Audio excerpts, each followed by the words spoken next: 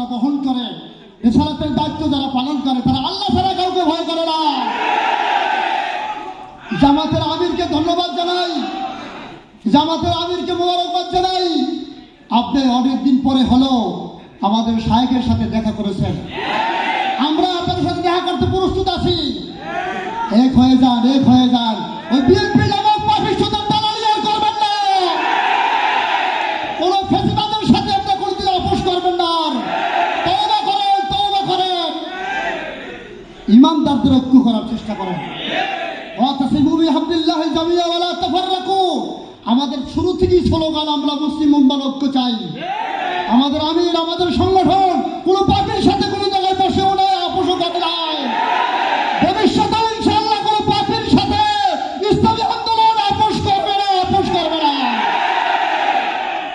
এদেশের মানুষ, এদেশের মানুষ, আমি বিএনপিকে বলছি, ভোট তো করতেছেন, ভোট করেন কেন? আবার জাল ভোট পিটাবেন, হাসিনার মতো আবার রাতে ভোট দেবেন? ওই সুযোগ এদেশে আর হবে না। ইসলাম জিন্দা হতে হয় হর কারবালাকে বল।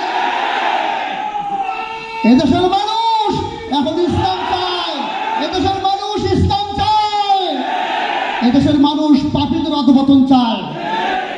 কি করেছেন? মসজিদের নামে একটা ঘাট আছে, কেরানীগঞ্জে মোল্লারহাট একটা ঘাট আছে।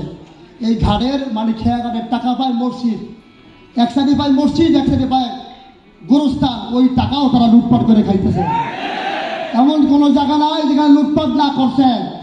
লুটপাটকারীদের দ্বারা শাসন চলে না, চাঁদাবাজদের দ্বারা শাসন চলে না।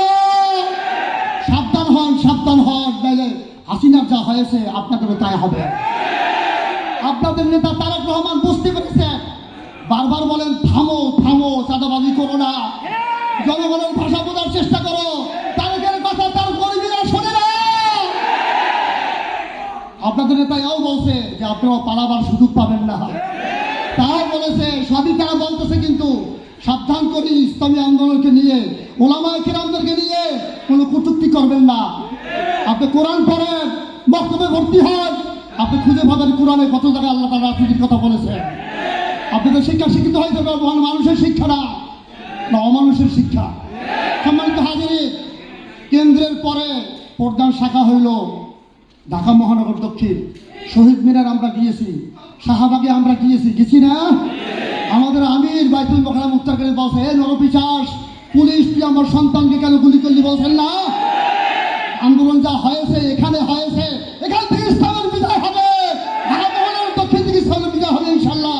প্রস্তুত আছি, আপনার প্রস্তুত সবাই আছেন না?